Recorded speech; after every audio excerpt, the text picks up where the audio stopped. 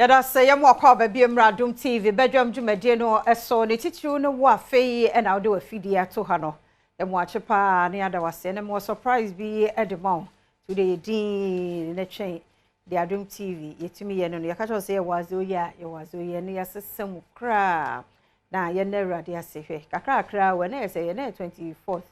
October mre ne ko de urade asese wo kan ti asefo ho yada say enyim free ha ye wo de bonkrata no ha na afei online there na me ankasa me nua ba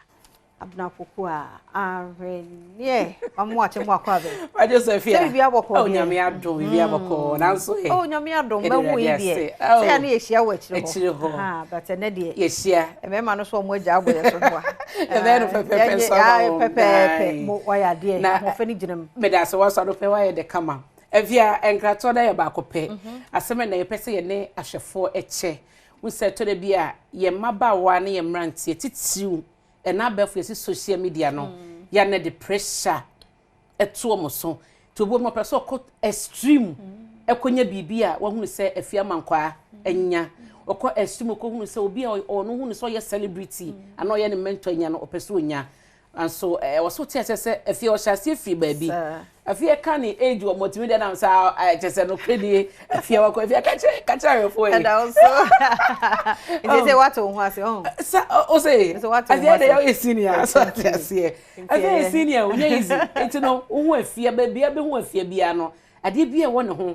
tia se so shase free baby e no bedure ne nti abrabo no eye ntoboase kakra eya boten kakra da bi baby kra ho se wo fiti preko pepo se a emoja na eba nti to boase sa e da ya ubedru ho ubedru enye bete eno na panimu bi ka na asem one ne school fo hia e no wotu omofo so omonhwe omho yi amokra de mo manya mo ne mo ko school o ma me papa kra akosi mo ye sa peke mo ko school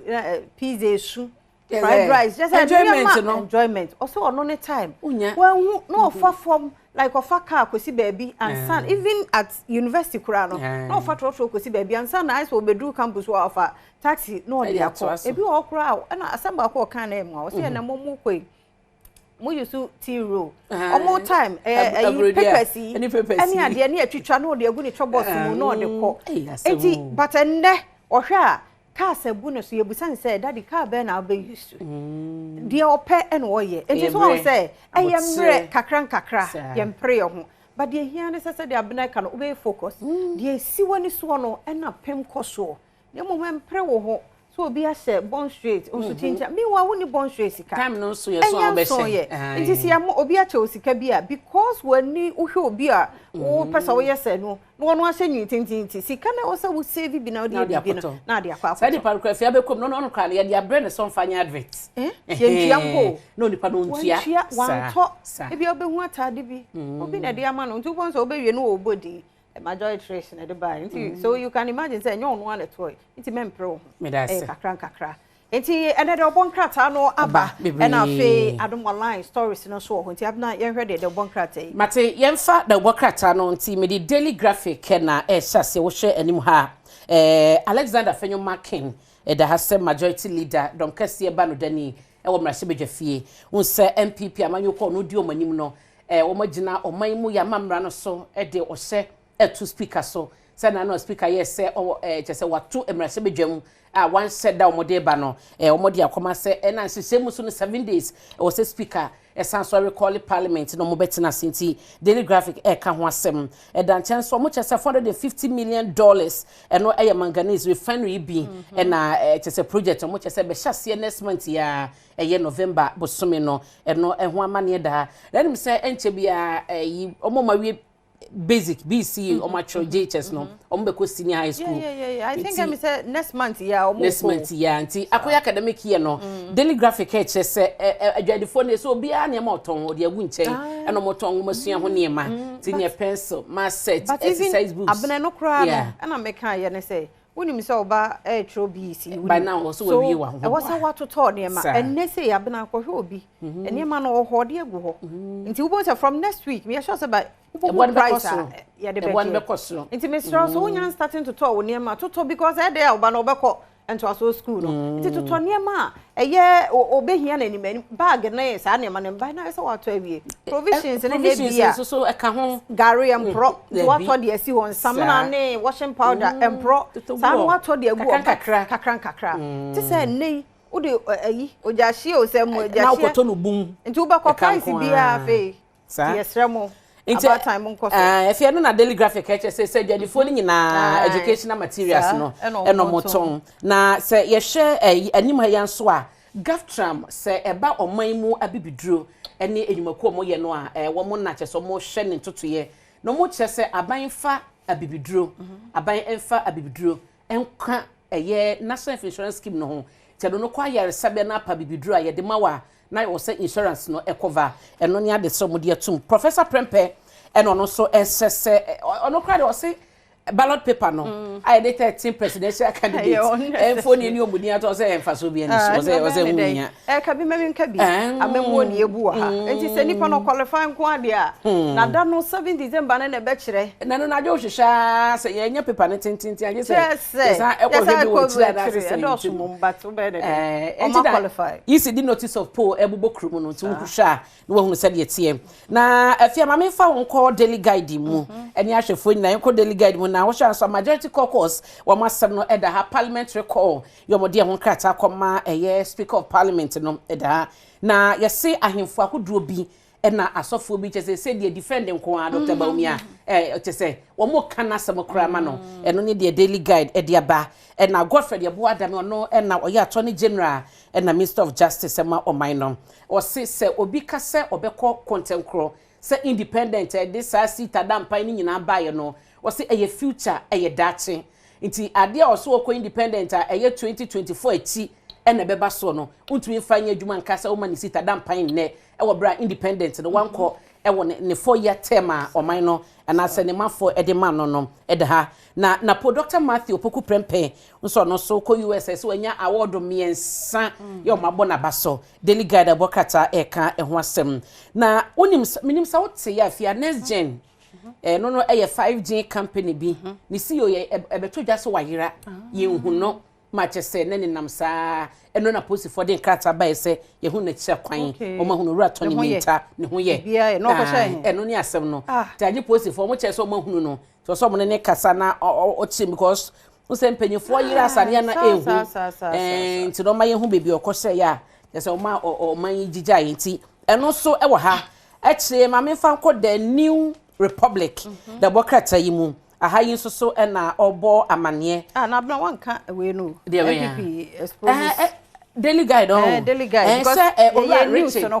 Richard Ahiagba ono na akọ MPP amanyoko ni ma oye penye ohwe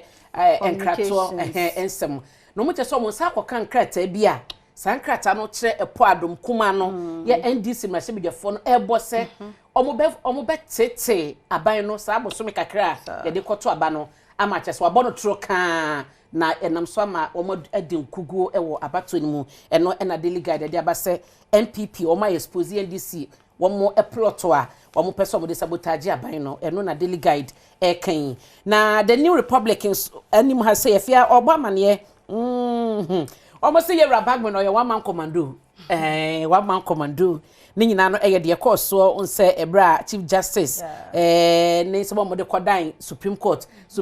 so stay of ni rule now ebaye na ekwe echo so was shut down parliament no eno no mo ka ho asem Alexander Fenyo Makin so no mo chese what nche na wo twa adwo esunku a the new republic the bokrata mu no na ye hye de anko the bokrata no a na eno so ha MPs ne trigger ye omoda como speaker no e wo ha itu hu no wa sei na CEO 5G provider next gen ye ratoni minta ono so ma hu na kira kwan na duka na chese teachers or chese eba no apomuden achechefo apomuden ene wo mo edwumadi a no so no komo ma award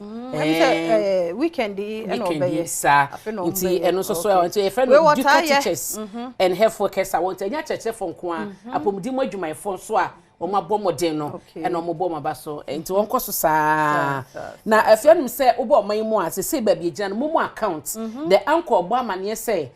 ahwenie me wo mo account efia wo obi owo momo account nipa dodo ewo no 65 million ewo Ghana ha omo nyina wo momo account no na transactions a ekoso se me send sika ma wo so send dia ba ni nyina no 1.3 trillion any 1.9 trillion Ghana cedi Ghana cedi enti wutum so sika no ntime nka kwa yes and this sika yes send ankasa send na wonim Mr NS Danso Mankwa oh Mr Mankwa oh onu se oya de pa wo hwe ni de oh onu say o si ope and yeah it will feel like oh ha but they carry the oni ha hello sir patience also ko de beni enti se mundi ma yeah me da se wacho enti ano so da ko do boka enti no momo ne de transactions no e koso den 1.9 trillion Ghana cedi enti ebi wo pa na de edi wi ama wo de ankwani mu no East Legon. Mr. School ni abaya bi a omuna ye de kwadu abone se ne boyfriend wakuno ye wo gina court kwa setina no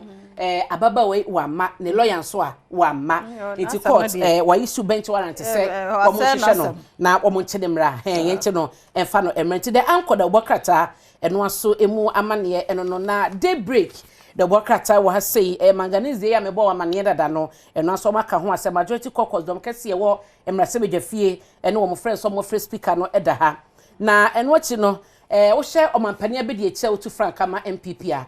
wono na ebo no safo hene wo so ye vice president no wo the policies ye hyehyeye mako kwadua samiensa na abo mayimu a eye de abebo manfo na Ghana fonya so emfaso daybreak eka ho asem dodo no aye wo ha na December kwa afia me hu ye eno na ewo system ni mu a Chief Justice get to Tokunu daybreak ebo amane wo se kane no na se ye wadwen wo attempt so obeku hu a wa obeje wo kwan fi nsem a na wanwu wo se bo ma itimi kotom ye de wo kwa yare sabia e criminal e offense eno na wo se mra ne wudi se ni Chief Justice chese utu sana mo nimpo na wanwu a enye entia mra biem enye criminal biem punish you ye found to ahwe bia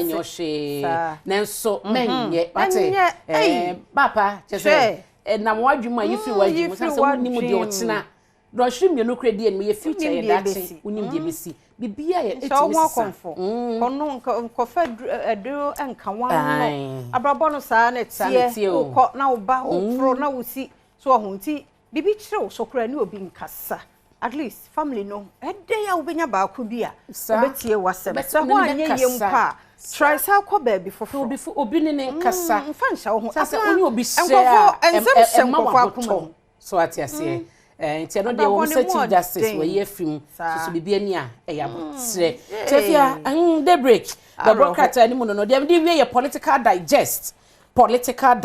omo ebo amane se MPP o ma target 300,000 votes our voter region 300,000 votes in the voter region from Antemu say one dey obi anim say NDC Power Bank so MPP say omo target afi we dey omo sa ebeka na ye rajo why say na eche say 8th parliament a ye wo mu ya ho nkomo na wachi mu ye dia ma no chese wadi ho ya wo why disappointed eno so e wo ha na NDC so na mo chese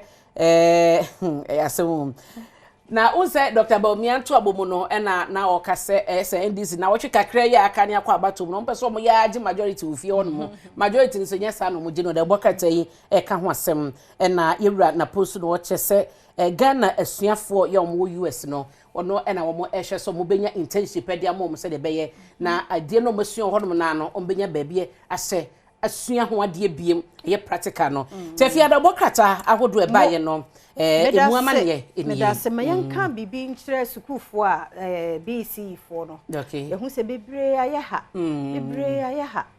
enya ha yero ho on next life a wo ko senior high school no yero ho enkra ne bebre aye disappointed because no mo ya de wo school so mo hu de nti a edru BC results ne baye no obi a wo ya de pa oyi 13 oyi 12 oyi 17 o su esa no mama abatan ya ha ye hu ne ye mesre mo wonya careful na ba ko american so achechrefo no ya on say enkra bi o minimo bi a ono ho pese o ye general arts but teachers no so ya de onya science but on say nti ekoba say no wanyi eyi and the first choice o use o choose ye no any ni grade no especially as I science student and that school science and maths enti so grade no any obi ono yi once na yi na ede ya ho no wa hwe awunya so nke bia nkode ko general arts no me ade a ke bi obenya nti achachafo no wo mu se nkra no bi wa mo ya ade pa basa kra na ka se sei no pa Mama yenye ba mama yen for so oh yes science me say almost and grandma to obi aso oh yes science na afia de wo kan ya no say me nya explain ka say me call SS nkoko senior high na ye mama business the fear me business no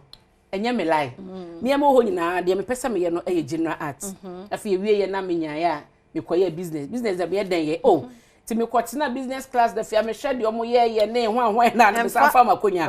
me kwota general ye be pamo me de but ti me koye kopa achew ene ye sa je me wo general e ye de onipa na koma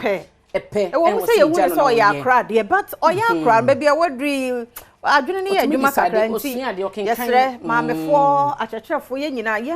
gumi nkra ne ye en focus on life ne ye enti sa obesua afi obeba na onya adwuma bi anye eniema bebre wo hono ma ye gina ha de ye wo school na nye no na ye de gina ha nti eno kra de nyame adom eno so ka ho nti nkra no mama obi an hu na se bibia ye science na doctor na akra so tumu se doctor yi bia ni mojem na obi a person ba doctor mama ya doctor wana be teacher aba ba kire nkwa na de nti mama ye shape na school bia so wunya ye no emfa wo ni ba bia ko school say yenye placement ba wa provisional results na wo say bia first choice ni ade no ebetumi akọ atia wa emo ba mu me de se ba bia benya bia na ye disua ne twa ba bi obi ko school pa ene wodi abe ni patiti no ka chewa ebejo sem ye wa wodi technician ene hard work why bia be fine ya da se papa pansem we ni bebre so kwa adomonline.com a wadaroma ya de agu ho e de amount ye kwei so de onim ye hyehyɛ se de ma wo no